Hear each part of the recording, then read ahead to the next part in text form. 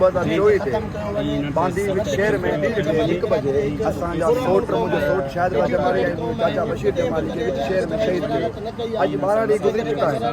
SP साहब असां अञा ताईं असांजा जवाबदार गुलाम नबी कोराई ऐं तारिक कोराई ऐं ॿिया हुननि हिमायती ऐं सपोर्टर उहे गिरफ़्तार न करे सघियो आहे। असीं एसपी साहब खां मुतालबो था कयूं जे असांजा कातिल जल्द मां जल्द गिरफ़्तार न थिया त मजबूरन असीं पढ़ियल लिखियल क़ौम असीं नथा चऊं असीं कबाइली झड़ण वञूं। कबाइली झड़ण सिंध खे पहिरियां ई घणो नुक़सानु पहुचायो आहे। असीं पढ़ियल लिखियल दोस्तूं शऊर याफ़्ता दोस्तूं असीं चाहियूं था ही पुरअमन तौरु जेको हिन मुल्क जो अंधो मंडो कानून आहे उन अंधे मंडे कानून तहत असांजा कातिल गिरफ़्तार कनि न त मजबूरन ॿी सूरत में असां ॿियो कोई रस्तो न आहे। असीं हर जदोजहद जो ऐलान कंदासीं। अॼु असां बांदी नेशनल प्रेस क्लब वटि पुॻाऊं। सुभाणे जे असांखे मेराण हाईवे बंदि कयो त बि कंदासीं। जे नेशनल प्रेस क्लब ते वञिणो पियो त बि वेंदासीं। जे नेशनल हाईवे ते वञिणो पियो त बि ओॾां बि वेंदासीं।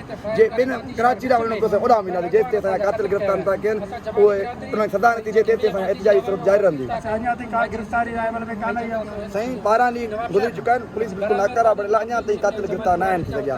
जेको एसपी साहब चए थो त मुंहिंजे बिना ते मुंहिंजे ज़िले में पखी बि पर नथो वञी सघे उन खां 12 ॾींहं गुज़री चुका आहिनि। उन खां कातिल गिरफ़्तार न थी सघिया आहिनि। जिन्हनि जा फोटू अची चुका आहिनि नाला अची चुका आहिनि FIR थी चुकी आहे तेसिताईं कातिल गिरफ़्तारी न आहिनि। अच्छा ही जेके एहतिजाज में हज़ारे माण्हू शिरकत कई आहे तव्हांजी एहतिजाज रैली आहे पार्टी शहर में हड़ताल अगरि इन खां पोइ गिरफ़्तारी न थी थिए त उन खां पोइ वञे अमल छा आहे?